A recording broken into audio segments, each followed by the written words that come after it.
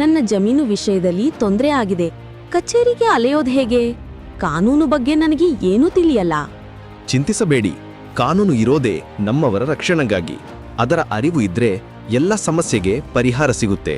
ಹೌದು, ಕಾನೂನಿನ ಅರಿವೇ ಜೀವನದ ಗುರುವು. ನಿಮ್ಮ ಎಲ್ಲಾ ಕಾನೂನು ಪ್ರಶ್ನೆಗಳಿಗೆ ಉತ್ತರ ನೀಡಲು ಜನಧ್ವನಿ 90.8 FM ತರ್ತಿದೆ ವಿಶೇಷ ಕಾರ್ಯಕ್ರಮ ಕಾನೂನು ಸಲಹೆ. ಭೂಮಿ ತಕರಾರು, ಕೌಟುಂಬಿಕ ಸಮಸ್ಯೆ ಅಥವಾ ಸರಕಾರಿ ಸೌಲಭ್ಯಗಳ ಮಾಹಿತಿ ಎಲ್ಲವನ್ನೂ ಸರಳವಾಗಿ ತಿಳಿಯಿರಿ. ತಪ್ಪದೇ ಕೇಳಿ ಕಾನೂನು ಸಲಹೆ. ಪ್ರತಿ ಶುಕ್ರವಾರ ಬೆಳಗ್ಗೆ 10:20ಕ್ಕೆ ಹಾಗೂ ಭಾನುವಾರ ರಾತ್ರಿ 8 ಗಂಟೆಗೆ ನಿಮ್ಮ ಮೆಚ್ಚಿನ ಜನಧ್ವನಿ 90.8 FMನಲ್ಲಿ.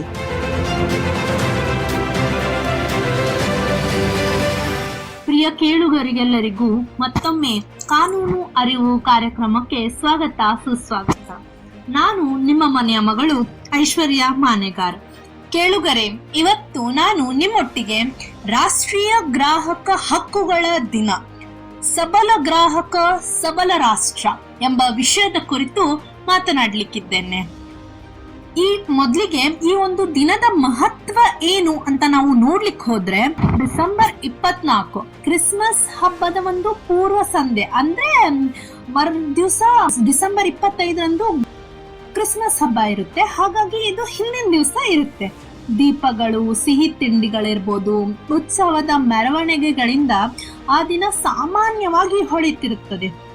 ಆದರೆ ಭಾರತೀಯ ಇತಿಹಾಸದ ದೃಷ್ಟಿಯಿಂದ ನಾವು ಈ ಒಂದು ದಿನದ ಮಹತ್ವ ಮತ್ತು ಐತಿಹಾಸಿಕ ಒಂದು ಹಿನ್ನೆಲೆಯನ್ನ ನಾವು ನೋಡ್ಲಿಕ್ಕೆ ಹೋದ್ರೆ, ಒಂದು ಕ್ರಾಂತಿಕಾರಿ ಶಾಸನದ ಜನ್ಮ ಅಂತ ಹೇಳ್ಬೋದು, ಅಥವಾ ಒಂದು ಹೊಸ ಹಕ್ಕಿನ ಪ್ರಜ್ಞೆಯ ಆರಂಭ ಅಂತ ನಾವು ಹೇಳ್ಬೋದು.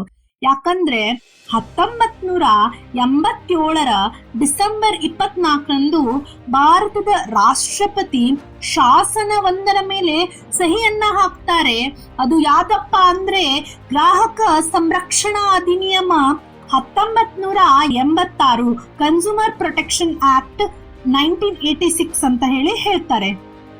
ಈ ಒಂದು ಕಾಯ್ದೆಯನ್ನ ಜಾರಿಗೆ ತಂದ ನಂತರ ಭಾರತೀಯ ಗ್ರಾಹಕರಿಗೆ ಕಾನೂನಿನ ಮೂಲಕ ಸಂಘಟಿತ ರಕ್ಷಣೆಯ ಒಂದು ಪರದೆಯನ್ನ ನೀಡಲು ಸೃಷ್ಟಿಯಾದ ಮೊದಲ ಒಂದು ಶಾಸನ ಇದಾಗಿತ್ತು ಅಂತ ಹೇಳ್ಬೋದು. ಯಾಕಂದ್ರೆ ಈ ಶಾಸನದ ಮಹತ್ವವನ್ನ ಗುರುತಿಸಿದ್ದಾರೆ. ಅಂದ್ರೆ ಹಾಗಾಗಿಯೇ ನಾವು ಪ್ರತಿ ವರ್ಷ ಡಿಸೆಂಬರ್ 24ರಂದು ರಾಷ್ಟ್ರೀಯ ಗ್ರಾಹಕ ಹಕ್ಕುಗಳ ದಿನವನ್ನ ಆಚರಣೆ ಮಾಡ್ತಿದ್ದೇವೆ. ಮತ್ತು ನ್ಯಾಷನಲ್ ಕನ್ಸ್ಯೂಮರ್ ರೈಟ್ಸ್ ಡೇ ಆಗಿ ಇದನ್ನ ದೇಶದ ಎಲ್ಲೆಡೆ ಆಚರಣೆ ಮಾಡ್ತಾರೆ. ಶಾಲಾ ಕಾಲೇಜುಗಳಲ್ಲಿ ಮಾಡ್ತಾರೆ, ಒಂದು ಕಚೇರಿಗಳಲ್ಲಿ ಕೂಡ ಮಾಡ್ತಾರೆ. ಇದು ಕೇವಲ ಕಾಯ್ದೆಯ ಒಂದು ಜನ್ಮ ದಿನವಲ್ಲ. ಇದು ಏನಪ್ಪಾ ಅಂದ್ರೆ ಗ್ರಾಹಕನು ರಾಜ, ಅಂದ್ರೆ ಕಸ್ಟಮರ್ ಇಸ್ ಅ ಕಿಂಗ್ ಎಂಬ ಒಂದು ನ್ಯಾಯ ಸೂಚಿತವನ್ನ ವಾಣಿಜ್ಯ ಸೂತ್ರವನ್ನ ಕಾನೂನು ದೃಷ್ಟಿಗೆ ತಂದು ಸಾಮಾನ್ಯ ಮನುಷ್ಯನು ಕೂಡ ವ್ಯಾಪಾರ ಮತ್ತು ವ್ಯವಸ್ಥೆ ಎಂಬ ದೈನಿಕ ವ್ಯವಸ್ಥೆಗಳ ಎದುರು ನಿಂತು ಹೋರಾಡಲು ಆತನನ್ನ ಸಬಲೀಕರಣಗೊಳಿಸಿದ ದಿನ ಅಂತ ನಾವು ಇವತ್ತು ಹೇಳ್ಬೋದು. ನಾನು ಆಗ್ಲೇ ಹೇಳಿದಾಗೆ ಶಾಸನದ ಒಂದು ಹಿನ್ನೆಲೆ ಮತ್ತು ಇತಿಹಾಸ ಕೇವಲ ನಾವು ಪುಸ್ತಕಗಳಿಗೆ ಮಾತ್ರ ನಾವು ಸೀಮಿತ ಮಾಡಬಾರ್ದು. ಇದರಿಂದ ಏನ್ ಕಲಿತ್ವಿ ನಾವು, ಜಾಗೋವರೆಗೂ ಸಹ ಇವತ್ತು ನಾವು ಬಂದು ನಿಂತಿದ್ದೇವೆ. ಹಾಗಾಗಿ ಯಾಕಿದು ಬಂತು, ಇದ್ರ ಹಿನ್ನೆಲೆ ಏನು, ಈ ಒಂದು ಶಾಸನವನ್ನ ರಚಿಸುವ ಒಂದು ಉದ್ದೇಶ ಏನಿತ್ತು, ಮೊದಲಿಗೆ ನೋಡ್ಲಿಕ್ಕೆ ಹೋದ್ರೆ ವ್ಯಾಪಾರಿಗಳ ಮೇಲೆ ನಡೆಯುವಂತಹ ಶೋಷಣೆ ನಾವ್ ಹೇಳ್ಬೋದು. ಯಾಕಂದ್ರೆ ನಾವ್ ನೋಡ್ತೀವಿ ಕಳಪೆ ಗುಣಮಟ್ಟದ ಸರಕುಗಳಿರ್ಬೋದು, ಅದನ್ನ ಅತಿ ಬೆಲೆಗೆ ಮತ್ತು ತೂಕದ ಒಂದು ಮಾಪನದಲ್ಲಿ ಮೋಸ ಮಾಡೋದಿರ್ಬೋದು, ಗ್ಯಾರಂಟಿ ನೀಡದ ವಸ್ತುಗಳು, ಇದು ಸಾಮಾನ್ಯ ಸಂಗತಿಗಳು. ಇದನ್ನ ನೀವು ನೋಡ್ತಿರ್ತೀವಿ. ಮಾರಿದ ಮೇಲೆ ಮಾರಿದವನಿಗೆ ಸಂಬಂಧ ಇಲ್ಲ ಎಂಬ ನಿಲುವನ್ನ ವ್ಯಾಪಾರಿಗಳು ಆ ಸಂದರ್ಭದಲ್ಲಿ ಮಾಡ್ತಿದ್ರು. ಆದ್ರೆ ಅವಾಗಿಂದಕ್ಕೂ ಈಗಿಂದಕ್ಕೂ ಹೋಲಿಕೆ ಮಾಡಿದ್ರೆ ಇವಾಗ ನಾವು ಒಂದು ಚಿಕ್ಕ ಬಲ್ಬ್ ತಗೊಳ್ಳಿ, ಬಲ್ಬ್ ಇಂದ ಹಿಡಿದು ಒಂದು ಟ್ಯೂಬ್ಲೈಟ್ ಮಟ್ಟ ತಗೊಳ್ಳಿ, ಎಲ್ಲದಕ್ಕೂ ಒಂದು ವಾರಂಟಿ ಇದೆ. ಅಟ್ಲೀಸ್ಟ್ ಒಂದು 6 months ಗ್ಯಾರಂಟಿ ಆಗಲ್ಲ ಅಂದ್ರೂ ವಾರಂಟಿ ಇದೆ. ರಿಪೇರ್, ರಿಪ್ಲೇಸ್ ಎಲ್ಲ ವ್ಯವಸ್ಥೆ ಇದೆ. ಹಿಂದಿನ ಕಾಲದಲ್ಲಿ ಆ ತರ ಯಾವ್ದು ಇರ್ಲಿಲ್ಲ. ಓನ್ಲಿ ಒನ್ ಟೈಮ್ ಯೂಸೇಜ್ ಅಷ್ಟೇ.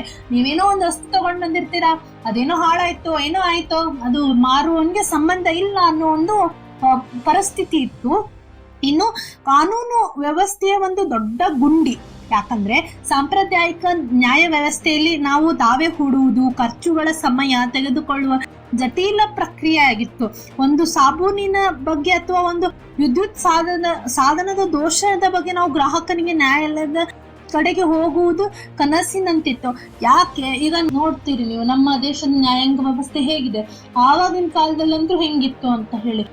ಯಾವ್ದೋ ಒಂದು ಸಾಬೂನು, ಯಾವ್ದೋ ಒಂದು ಎಲೆಕ್ಟ್ರಿಕ್ ವಸ್ತುಗಳಿಗೋಸ್ಕರ ಕೋರ್ಟ್ ಮೆಟ್ಲು ಏರ್ಬೇಕಲ್ಲ ಅನ್ನೋ ಒಂದು ಮನಸ್ಥಿತಿ ಅದ್ರಲ್ಲಿತ್ತು. ಆದ್ರೆ ಇವಾಗ ಇತ್ತಿನ ದಿನಗಳೇ ಹಂಗಿಲ್ಲ. ಗ್ರಾಹಕರ ಕೋರ್ಟ್ಗಳು ಇವತ್ತು ಸಪರೇಟ್ ಆಗಿದೆ. ಕನ್ಸ್ಯೂಮರ್ ಪ್ರೊಟೆಕ್ಷನ್ ಆಕ್ಟ್ ಅಡಿಯಲ್ಲಿ ಕನ್ಸ್ಯೂಮರ್ ಕೋರ್ಟ್ಸ್ಗಳು ಇವತ್ತು ಸೃಷ್ಟಿಯಾಗಿದೆ. ಇನ್ನು ವಿಶ್ವದಲ್ಲಿನ ಚಳುವಳಿ, ಈ ಭಾರತಕ್ಕಿಂತ ಮುಂಚೆ ಅಮೆರಿಕಾದವರು ಈ ಒಂದು ಕನ್ಸ್ಯೂಮರ್ ಚಳುವಳಿಯನ್ನ ಆರಂಭ ಮಾಡಿದ್ರು.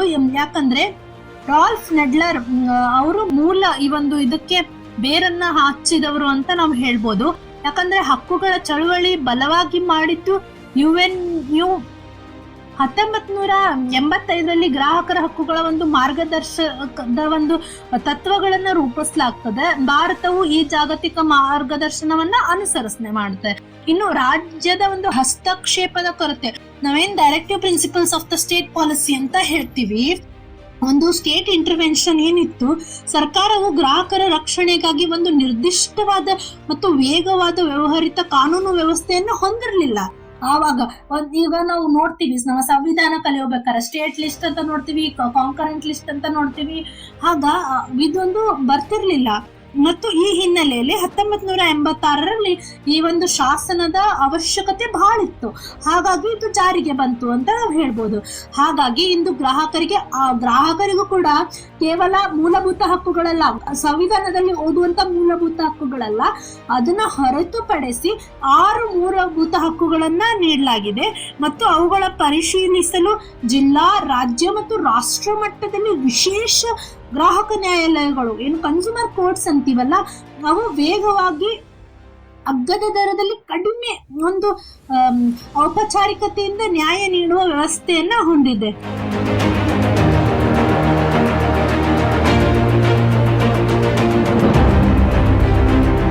ಹಾಗಾದ್ರೆ ನಾನು ಇವಾಗ ಹೇಳ್ದೆ 6 ಮೂಲಭೂತ ಹಕ್ಕುಗಳನ್ನ ಗ್ರಾಹಕನಿಗೆ ಈ ಒಂದು ಶಾಸನದ ಅಡಿಯಲ್ಲಿ ನೀಡಿದ್ದಾರೆ ಅಂತ. ಮೊದಲಿಗೆ ನೋಡೋದಾದ್ರೆ ಸುರಕ್ಷಿತವಾಗಿರುವ ಹಕ್ಕು, ರೈಟ್ ಟು ಸೇಫ್ಟಿ. ಅಪಾಯಕಾರಿ ಸರಕುಗಳಿರ್ಬೋದು ಮತ್ತು ಸೇವೆಗಳಿರ್ಬೋದು, ಅದರ ಒಂದು ವಿರುದ್ಧ ರಕ್ಷಣೆ ನೀಡಲು ಅಂತ ಹಕ್ಕನ್ನು ನೀಡಿದೆ. ಉದಾಹರಣೆಗೆ ನೋಡೋದಾದ್ರೆ ದೋಷಯುಕ್ತ ಒಂದು ಯಾವ್ದಾದ್ರು ವಿದ್ಯುತ್ ಸ್ವಿಚ್ ಅನ್ನ ಕೊಟ್ಟಿರ್ತಾರೆ, ಕುಡಿಯಲು ಅನರ್ಹ ನೀರಿರ್ಬೋದು, ಅಪಾಯಕಾರಿ ಔಷಧಿಯನ್ನ ಸರಬರಾಜು ಮಾಡೋದಿರ್ಬೋದು, ಅಸುರಕ್ಷಿತ ರಸ್ತೆ ಸಾರಿಗೆ ಇರ್ಬೋದು. ಹಾಗಾಗಿ ಇದೆಲ್ಲ ಇದರ ಅಡಿಯಲ್ಲಿ ಬರುತ್ತೆ. ಇನ್ನು ಮಾಹಿತಿ ಪಡೆಯುವ ಹಕ್ಕು, ರೈಟ್ ಟು ಬಿ ಇನ್ಫಾರ್ಮ್ಡ್. ಇವಾಗ ಒಂದು ವಸ್ತುವನ್ನ ಏನಾದ್ರೂ ರೊಕ್ಕವನ್ನ ಅವರು ಖರೀದಿ ಮಾಡ್ತಿರ್ತಾರೆ, ಅಥವಾ ಸೇವೆಯ ಗುಣಮಟ್ಟದಲ್ಲಿ ಒಂದು ಪ್ರಮಾಣ, ಶುದ್ಧತೆ ಅಥವಾ ಬೆಲೆ, ಇದನ್ನೆಲ್ಲವನ್ನ ಅವರು ಕೇಳಿ ತಿಳ್ಕೊಬಹುದು. ಉದಾಹರಣೆಗೆ ಪ್ಯಾಕೆಟ್ ಮೇಲೆ ಎಲ್ಲ ವಿವರಗಳಿರ್ತವೆ. ಯಾವುದೋ ಒಂದು ಇವಾಗ ಒಂದು ನಾವು ಚಹಾ ಪುಡಿ ತಗೊಂಡ್ಬರಕ್ ಹೋಗ್ತೀವಿ ಅಂದ್ರೆ ಅದ್ರ ಮೇಲೆ ನಾವು ಎಕ್ಸ್ಪೈರಿ ಡೇಟ್ ನೋಡ್ಬೇಕು. ಇನ್ನು ನಾವು ವಿಶೇಷವಾಗಿ ನಾನು ಒಂದು ಲೈವ್ ಎಕ್ಸಾಂಪಲ್ ನಮ್ಮ ವಿಷಯದಲ್ಲೇ ಆಗಿದ್ದು ಏನಂದ್ರೆ ಸೆಲ್, ನಾವೇನು ಗೀಸರ್ ಶೆಲ್, ರಿಮೋಟ್ ಶೆಲ್ ಎಲ್ಲ ಬರುತ್ತಲ್ಲ, ನಾವೊಂದು ಗೀಸರ್ ಶೆಲ್ ನ ತಗೊಂಡಿದ್ವಿ. ಅದು ಆಕ್ಚುಲಿ ಇದೇ ವರ್ಷ ಫೆಬ್ರವರಿಯಲ್ಲಿ ಮ್ಯಾನುಫ್ಯಾಕ್ಚರ್ ಆಗಿದ್ನ ನಮ್ಗೆ ಆಗಸ್ಟ್ ಅಲ್ಲಿ ಕೊಟ್ಟಿದ್ದ. ಬ್ಯಾಟ್ರಿಗಳ ಒಂದು ಏನು ಯೂಸೇಜ್ ಟೈಮ್, ಲೈಫ್ ಸ್ಪ್ಯಾನ್ ಏನಿರುತ್ತೆ ಕೇವಲ 2 ತಿಂಗಳ ಇರುತ್ತೆ. ಅದು ವರ್ಕೇ ಆಗ್ಲಿಲ್ಲ. ನಾವು ಹೋಗಿ ಕ್ಲೇಮ್ ಮಾಡಿದ್ವಿ ಅಂಗಡಿ ಅವನ್ಗೆ. ಅವನು ಏನು ಜವಾಬ್ದಾರಿ ಅಥವಾ ಒಂದು ಉತ್ತರ ಕೊಡ್ಲಿಲ್ಲ. ನಾನು ಹೇಳ್ದೆ ಅವನ್ಗೆ, ಆಮೇಲೆ ಇದು ಹಿಂಗಾಗಿದೆ ಅಂತ. ಆಮೇಲೆ ಅವರು ನಾವೇನು ನಮ್ಮ ಮಾಹಿತಿಯ ಒಂದು ಹಕ್ಕನ್ನ ನಾವು ಅಲ್ಲಿ ಪ್ರಶ್ನಿಸಿದಾಗ ಆತ ನಮ್ಗೆ ಎಕ್ಸ್ಚೇಂಜ್ ಮಾಡ್ಕೊಡ್ತಾನೆ. ನೀವು ಕೂಡ ಈ ತರ ಅದು ಮಾಹಿತಿ ಪಡೆಯುವ ಹಕ್ಕು ನಮ್ಮ ಎಲ್ಲರಿಗಿರುತ್ತೆ. ಹಾಗಾಗಿ ನೀವು ಕೂಡ ಯಾವುದೇ ಒಂದು ವಸ್ತು ತಗೊಂಡ್ರೆ ಅದರ ಮಾಹಿತಿಯನ್ನ ಪಡೆಯುವಂತಹ ಒಂದು ಕ್ರಮವನ್ನ ನೀವು ಕೂಡ ತೆಗೆದುಕೊಳ್ಬೇಕು. ಆಯ್ಕೆ ಮಾಡಿಕೊಳ್ಳುವ ಹಕ್ಕು, ರೈಟ್ ಟು ಚೂಸ್. ಸಾಧ್ಯವಾದಷ್ಟು ವಿಧದ ಸರಕಿರ್ತವೆ, ಸೇವೆಗಳಿರ್ತವೆ, ಅವನ್ನ ನಿಮ್ಮಿಷ್ಟ, ನಿಮ್ಗೆ ಯಾವ್ದು ಬೇಕು ಅದನ್ನ ನೀವು ಪರ್ಚೇಸ್ ಮಾಡ್ಬೇಕು. ಯಾರೋ ಫೋರ್ಸ್ ಮಾಡಿ ತಗೊಳ್ಳಿ ಅಂತ ಹೇಳ್ತಾನೆ ಅಂತ ಅಲ್ಲ, ಮೊನೋಪೊಲಿ ನಮ್ ಇಷ್ಟ, ನಾವು ಹೋಗಿ ತಗೋಬಹುದು. ಇನ್ನು ರೈಟ್ ಟು ಬಿ ಹರ್ಡ್, ಗ್ರಾಹಕರ ಹಿತಾಸಕ್ತಿಗಳನ್ನ ಸೂಕ್ತ ವೇದಿಕೆಗಳಲ್ಲಿ ನಾವೇನ್ ಮಾಡ್ಬೇಕಂದ್ರೆ ಗಮನಕ್ಕೆ ತೆಗೆದುಕೊಳ್ಳುವ ಹಕ್ಕಿರ್ತದೆ.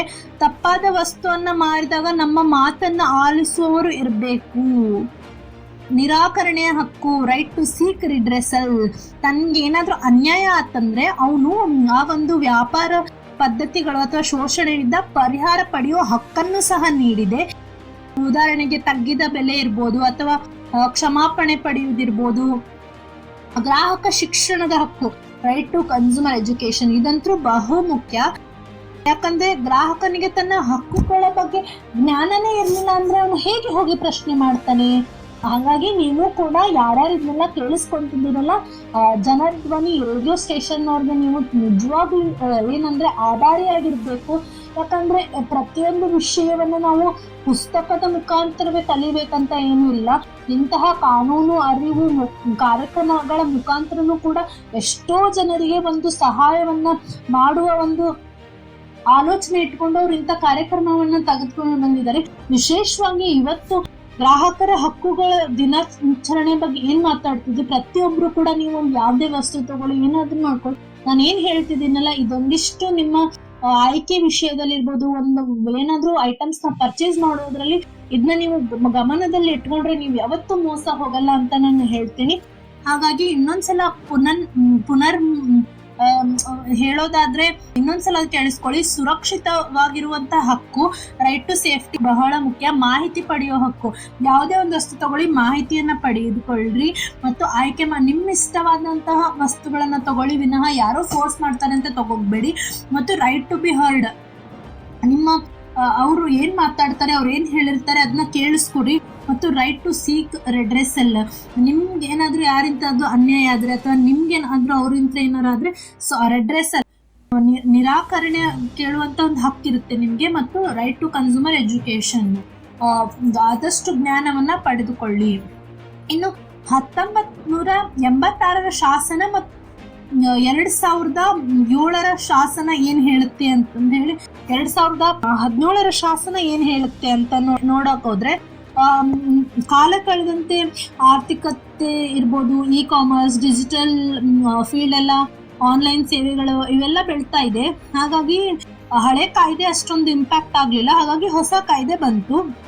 ಇಲ್ಲಿ ಇ ಕಾಮರ್ಸ್, ಗ್ರಾಹಕರ ಸೇರಿಸಿಕೊಳ್ಳುವಿಕೆ, ಈಗ ನಾವು ನೋಡ್ತೀವಿ ಆನ್ಲೈನ್, ಎಲ್ಲರೂ ಆನ್ಲೈನ್ ಮೊರೆ ಹೋಗ್ತಿದ್ದಾರೆ. ಫ್ಲಿಪ್ಕಾರ್ಟ್, ಅಮೆಝಾನ್, ಸ್ನ್ಯಾಪ್ಡೀಲ್, ಹೀಗೆ ಅನೇಕ ಪ್ಲಾಟ್ಫಾರ್ಮ್ಗಳನ್ನ ಬಳಸ್ತಿದ್ದಾರೆ. ಪ್ರಾಡಕ್ಟ್ ಲಯಬಿಲಿಟಿ, ದೋಷಯುಕ್ತ ಉತ್ಪನ್ನಗಳನ್ನು ತಯಾರಿಸಿ ತಯಾರಿಕಾ ಸಂಸ್ಥೆ ಮೇಲೆ ನೇರವಾಗಿ ದಾವೆ ಹೋಗುವ ಸಾಧ್ಯತೆಗಳು ಹೆಚ್ಚಾಗ್ತಿವೆ. ಮೀಡಿಯೇಷನ್, ದಾವೆ ಮಾಡುವ ಮೊದಲು ವಿವಾದಗಳನ್ನ ಮಧ್ಯಸ್ಥಿಕೆಯಿಂದ ಪರಿಹರಿಸಲು ಒಂದು ಪ್ರಯತ್ನ ನಡೀತಿದೆ. ಮತ್ತು ಸೆಂಟ್ರಲ್ ಕನ್ಸ್ಯೂಮರ್ ಪ್ರೊಟೆಕ್ಷನ್ ಅಥಾರಿಟಿಯ ಸ್ಥಾಪನೆ ಆಗಿದೆ. ಇನ್ನು ವ್ಯಾಪಕ ದೋಷದ ವ್ಯಾಖ್ಯಾನ, ದೋಷ ಅಂದ್ರೆ ಪದದ ವ್ಯಾಖ್ಯಾನವನ್ನ ಇಲ್ಲಿ ವಿಸ್ತಾರ ಮಾಡಿದ್ದಾರೆ. ಏನು ನಾವು ಡಿಫೆಕ್ಟ್ ಅಂತೇವಲ್ಲ, ಡಿಫೆಕ್ಟೆಡ್ ಗೂಡ್ಸ್, ಅದ್ರ ವ್ಯಾಪಕತೆಯನ್ನ ಹೆಚ್ಚಿಗೆ ಮಾಡಿದ್ದಾರೆ. ಸುಳ್ಳು ಮತ್ತು ದಾರಿ ತಪ್ಪಿಸುವ ಜಾಹೀರಾತುಗಳ ವಿರುದ್ಧ ಕಾರ್ಯಕ್ರಮ, ಇವಾಗ ನಾವು ನೋಡ್ತೀವಿ ಫೇರ್ ಅಂಡ್ ಲವ್ಲಿ ಅಡ್ವರ್ಟೈಸ್ಮೆಂಟ್ ನ ನಾವು ವಿಶೇಷವಾಗಿ ಟಿವಿಯಲ್ಲಿ ನೋಡೇ ಇರ್ತೀವಿ. ಫೇರ್ ಅಂಡ್ ಲವ್ಲಿ, ಹೀಗೆ ಅನೇಕ ಸಾಬೂನುಗಳದ ಅದು ಇದು. ಅವ್ರು ಹೇಳೋದು ಹೇಗೆ ಇರ್ತೈತಂದ್ರೆ, ಒಂದ್ಸಲ ನೀವೇನಾದ್ರೂ ಆ ಕ್ರೀಮ್ ಹಚ್ಕೊಂಡ್ಬಿಟ್ರಿ ಅಂದ್ರೆ ಎಂತ ಕರೆದಿದ್ದವರು ಕೂಡ ಬೆಳ್ಳಗಾಗ್ತಾರೆ. ಹೌದಾ, ಇದು ಸಾಧ್ಯನಾ? ಇಂತವೆಲ್ಲ ಮಿಸ್ಲೀಡಿಂಗ್ ಅಡ್ವರ್ಟೈಸ್ಮೆಂಟ್ಸ್ ಇವೆಲ್ಲ. ಹಾಗಾಗಿ ಇಂತಹ ಎಲ್ಲ ಕಡೆ ಇದ್ರೆ ನಾವು ಬಹಳ ಎಚ್ಚರದಿಂದ ಇರ್ಬೇಕು.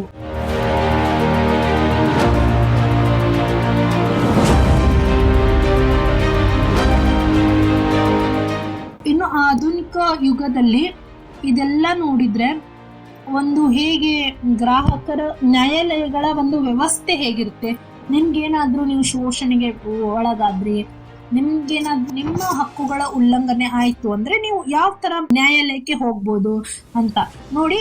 ನ್ಯಾಯಾಲಯಗಳ ಮಟ್ಟಗಳು ಹೇಗಿರುತ್ತೆ ಅಂದ್ರೆ, ಜಿಲ್ಲಾ ಆಯೋಗ ಇರುತ್ತೆ, ಅಲ್ಲಿ ನೀವು 20 ಲಕ್ಷ ರೂಪಾಯಿವರೆಗಿನ ದಾವೆಗಳು, ನೀವೇನಾದ್ರೂ ತಗೊಂಡಿರುವಂತಹ ವಸ್ತುಗಳ ಮೊತ್ತ 20 ಲಕ್ಷದ ಒಳಗೆ ಇತ್ತಂದ್ರೆ ನೀವು ಜಿಲ್ಲಾ ಆಯೋಗಕ್ಕೆ ಹೋಗ್ಬೋದು. ಇನ್ನು ನೀವು ರಾಜ್ಯ ಆಯೋಗಕ್ಕೆ ಹೋಗ್ತೀರಿ ಅಂದ್ರೆ ಅಲ್ಲಿ ಮಿತಿ ಎಷ್ಟಂದ್ರೆ 20 ಲಕ್ಷದಿಂದ 1 ಕೋಟಿ ರೂಪಾಯಿಗಳ ವಸ್ತುಗಳ ಮೇಲೆ ನಾವು ದಾವೆಯನ್ನ ಹೂಡಬಹುದು.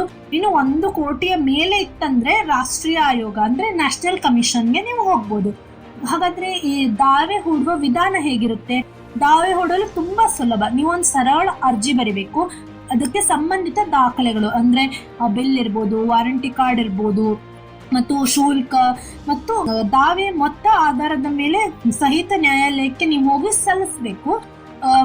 ಸಮಯದ ಮಿತಿ ಎಷ್ಟಿರುತ್ತಂದ್ರೆ ದೋಷ ಗೊತ್ತಾದ 2 ವರ್ಷದೊಳಗಡೆನೆ ನೀವು ಹೋಗಿ, ಈಗ ಒಂದು ವಸ್ತು ತಗೊಂಡಿರ್ತೀರಾ, ಅದು ಅದ್ರದ್ದೆಲ್ಲ ಮುಗಿದಾದ್ಮೇಲೆ ಅದ್ರದ್ದು ಏನಾದ್ರೂ ದೋಷ ಕಂಡು ಬಂತು ಅಂದ್ರೆ ನೀವು ತಕ್ಷಣಕ್ಕೆ ಹೋಗ್ಬೋದು, ಅಥವಾ 2 ವರ್ಷ ಟೈಮ್ ಇರೋದ್ರೊಳಗೆ ನೀವು ಹೋಗ್ಬೋದು. ಇನ್ನು ಆಧುನಿಕತೆ ಹೇಳ್ದೆ ನಾನು ನಿಮ್ಗೆ ಏನು ಸವಾಲುಗಳನ್ನ ಎದುರಿಸ್ತಿದ್ದಾರೆ ಈ ಒಂದು 21ನೇ ಶತಮಾನದಲ್ಲಿ ಅಂತ ನೋಡೋದಾದ್ರೆ ಡಿಜಿಟಲ್ ಯುಗ ಮತ್ತು ಇ ಕಾಮರ್ಸ್. ಇದ್ರದ್ದು ಸವಾಲು ಏನಪ್ಪಾ ಅಂದ್ರೆ ಆನ್ಲೈನ್ ವಂಚನೆ ಇರ್ಬೋದು, ನಮ್ದು ಡಾಟಾ ಗೌಪ್ಯತೆಯ ಒಂದು ದುರುಪಯೋಗ ಇರ್ಬೋದು, ಗುಣಮಟ್ಟದಲ್ಲಿ ವ್ಯತ್ಯಾಸ ಇರ್ಬೋದು, ಇನ್ನು ಇದರೊಂದು ರಕ್ಷಣೆ, ಹಿಂತಿರುವಿಕೆ ನೀತಿಗಳು ಮತ್ತು ಅದರ ವಿಮರ್ಶೆ, ಡಿಜಿಟಲ್ ಪಾವತಿ ರಕ್ಷಣೆ, CCPA ಒಂದು ಸಕ್ರಿಯ ಹಸ್ತಕ್ಷೇಪ ಅಂತ ನಾವು ಹೇಳ್ಬೋದು. ಆಯೋಗದ ಸೇವೆಗಳು, ಖಾಸಗಿ ಆಸ್ಪತ್ರೆಗಳಲ್ಲಿ ಅತಿ ಬಿಲ್ಲಿಂಗ್, ಅನಾವಶ್ಯಕ ಪರೀಕ್ಷೆಗಳು ಮತ್ತು ಶಸ್ತ್ರಚಿಕಿತ್ಸೆಗಳನ್ನ, ವಿಮೆ ವ್ಯವಸ್ಥೆಯಲ್ಲಿ ಜಟಿಲತೆ, ಇನ್ನು ಹಣಕಾಸು ಸೇವೆಗಳು, ಬ್ಯಾಂಕ್ಗಳಿರ್ಬೋದು, ವಿಮೆ, NBFCs ಅಂತ ನಾವು ಹೇಳ್ತೀವಿ. ಗ್ರಾಹಕರನ್ನ ತಿಳಿಯದೆ ಹಣಕಾಸು ಉತ್ಪನ್ನಗಳನ್ನ ಮಾರಾಟ ಮಾಡಿಸ್ತಾರೆ. ಗೌಪ್ಯ ಶುಲ್ಕಗಳು, ಅನ್ಯಾಯದ ವಸೂಲಿ, ಖಾತೆ ಮುಚ್ಚುವಿಕೆ ತೊಂದರೆಗಳು. ಹಾಗಾಗಿ ರಿಸರ್ವ್ ಬ್ಯಾಂಕ್ ಅವರು ಒಂದು IRDA ಅಂತಹ ನಿಯಂತ್ರಕ ಸಂಸ್ಥೆಗಳನ್ನ ಗ್ರಾಹಕ ನ್ಯಾಯಾಲಯಗಳಿಗೆ ಸಹಕರಿಸ್ತಾ ಇದೆ. ಇನ್ನು ಪರಿಸರ ಮತ್ತು ನಾವು ಏನು ಇದು ಎಥಿಕಲ್ ಕನ್ಸೂಮರಿಸಮ್ ಅಂತ ನಾವೇನ್ ಹೇಳ್ತೇವೆ, ಗ್ರೀನ್ ಕನ್ಸೂಮರಿಸಮ್, ಎಥಿಕಲ್ ಕನ್ಸೂಮರಿಸಮ್. ಇಲ್ಲಿ ಗ್ರೀನ್ ಕನ್ಸೂಮರ್ ಬಗ್ಗೆ ಮಾತಾಡೋದಾದ್ರೆ ಪರಿಸರ ಸ್ನೇಹಿ ಉತ್ಪನ್ನಗಳ ಬೇಡಿಕೆ ಹೆಚ್ಚುತ್ತಿವೆ, ಸುಳ್ಳು ಪರಿಸರ ಹಕ್ಕುಗಳು, ಗ್ರೀನ್ ವಾಷಿಂಗ್ ಅಂತ ನಾವೇನ್ ಹೇಳ್ತೀವಿ. ಗ್ರಾಹಕರು ಇದೆಲ್ಲದ ವಿರುದ್ಧ ಎಚ್ಚರಗೊಳ್ಬೇಕು. ಇನ್ನು ಎಥಿಕಲ್ ಕನ್ಸೂಮರಿಸಮ್ ಅಂತ ನಾನು ಹೇಳಿದೆ ಶೋಷಣೆ ಇಲ್ಲದ ನೀತಿಪರ ಸಮಾಜ ಸ್ಥಾಪಕ ಕಂಪನಿಗಳ ಉತ್ಪನ್ನವನ್ನ ಆಯ್ಕೆ ಮಾಡುವ ಒಂದು ಪ್ರವೃತ್ತಿ ನಮ್ಮೆಲ್ಲರಲ್ಲಿ ಇವತ್ತು ಬೆಳಿಬೇಕಾಗಿದೆ. ಒಂದಿಷ್ಟು ಗ್ರಾಹಕರ ಜವಾಬ್ದಾರಿಗಳಿರ್ತವೆ. ಅದೇನಪ್ಪಾ ಅಂದ್ರೆ ಎಚ್ಚರಿಕೆಯ ಗ್ರಾಹಕನಾಗ್ಬೇಕು ನಾವಿವತ್ತೆಲ್ಲರೂ.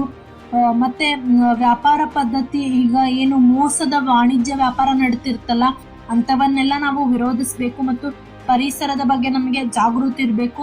ನ್ಯಾಯಾಲಯದಲ್ಲಿ ದಾವೆ ಹೂಡಲು ಹಿಂಜರಿಬಾರ್ದು. ಯಾವ್ದಾದ್ರು ತಪ್ಪು ನಿಮ್ಗೇನಾದ್ರೂ ಕಂಡು ಬಂತಂದ್ರೆ ನೀವು ಯಾವತ್ತು ಹಿಂಜರಿಬೇಡಿ, ಹೋಗಿ ದಾವೆ ಹೂಡಿ ಅಂತಂದ್ ಹೇಳಿ ನಾನು ನಿಮ್ಗೆ ಹೇಳ್ತೀನಿ. ಇನ್ನು ಅಂತಿಮವಾಗಿ ಹೇಳೋದಾದ್ರೆ ಸಬಲ ಗ್ರಾಹಕನಿಂದ ಸಬಲ ರಾಷ್ಟ್ರ. ನಾನು ಆಗ್ಲೇ ಪರಿಚಯದಲ್ಲಿ ಹೇಳ್ಬಿಟ್ಟೆ. ಯಾಕಪ್ಪ ಅಂದ್ರೆ ಡಿಸೆಂಬರ್ 24 ನಾವೇನೋ ರಾಷ್ಟ್ರೀಯ ಗ್ರಾಹಕ ಹಕ್ಕುಗಳ ದಿನ ಅಂತ ಹೇಳ್ತೇವೆ. ಇದು ಕಾಯ್ದೆಯ ನೆನಪಿನ ದಿನವಾಗಬಾರ್ದು, ಇದು ಒಂದು ಸಾಮೂಹಿಕ ಶಕ್ತಿಯ ನೆನಪಿನ ದಿನ. ಯಾಕಂದ್ರೆ ಪ್ರತಿಯೊಂದು ರೂಪಾಯಿಯು ಮತದಾನದಂತೆ. ನಾವು ಏನು ಖರೀದಿಸ್ತೇವೆ, ಯಾರಿಂದ ಖರೀದಿಸ್ತೇವೆ ಎಂಬುದರ ಮೂಲಕ ಮಾರುಕಟ್ಟೆಯ ದಿಕ್ಕನ್ನ ನಿರ್ಧಾರ ಮಾಡುತ್ತದೆ. ಹಾಗಾಗಿ ನ್ಯಾಯ ಸೂಚಿತ ಮತ್ತು ಯೋಜಿತ ಒಂದು ವ್ಯಾಪಾರವನ್ನ ಬೆಂಬಲಿಸಬೇಕಾಗಿರೋದು ನಮ್ಮೆಲ್ಲ ನಾಗರಿಕ ಕರ್ತವ್ಯ ಆಗಿದೆ. ಅನ್ಯಾಯವನ್ನ ತಳ್ಳಿ ಹಾಕುವುದು ಮತ್ತು ನಮ್ಮ ಹಕ್ಕು ಮತ್ತು ಕರ್ತವ್ಯ ಆಗಿದೆ. ಯಾಕಂದ್ರೆ ಗ್ರಾಹಕರ ಹಕ್ಕುಗಳು ಕೇವಲ ಒಂದು ಆರ್ಥಿಕ ಪರಿಕಲ್ಪನೆ ಅಲ್ಲ, ಇದು ಮೂಲಭೂತ ಮಾನವ ಹಕ್ಕು.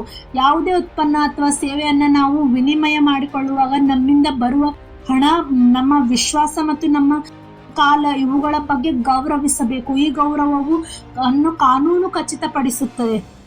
ಹಾಗಾಗಿ ನಾವೆಲ್ಲರೂ ಈ ಒಂದು ದಿನದಂದು ಪ್ರತಿಜ್ಞೆ ಮಾಡೋಣ. ಏನಪ್ಪಾ ಅಂದ್ರೆ, ನಾನು ಎಚ್ಚರಿಕೆಯ ಗ್ರಾಹಕನಾಗಿರುತ್ತೇನೆ, ನಾನು ನನ್ನ ಬಿಲ್ಲು ಮತ್ತು ವಾರಂಟಿ ಕಾರ್ಡ್ ಪಡೆಯುತ್ತೇನೆ, ನಾನು MRP ಪರಿಶೀಲಿಸುತ್ತೇನೆ, ನಾನು ದೋಷಯುಕ್ತ ಉತ್ಪನ್ನಗಳನ್ನ ಸುಮ್ಮನೆ ಸ್ವೀಕಾರ ಮಾಡುವುದಿಲ್ಲ, ನಾನು ನ್ಯಾಯಕ್ಕಾಗಿ ಹೋರಾಡುತ್ತೇನೆ. ಗ್ರಾಹಕನೇ ರಾಜ ಎಂಬುದು ಕೇವಲ ಗ್ರಾಹಕರು ಮರೆಯದೆ ವ್ಯಾಪಾರಿಗಳು ನಿಜವಾಗಿ ಅನುಭವಿಸುವ ದಿನ ಕೂಡ ಬರ್ಲಿ ಅಂತ ನಾವು ಆಶಿಸೋಣ. ಗ್ರಾಹಕ ಹಕ್ಕುಗಳು ಕೇವಲ ಹಕ್ಕು ಆಗಿದೆ, ನಮ್ಮ ಸಂಸ್ಕೃತಿಯ ಒಂದು ಭಾಗವಾಗಲಿ.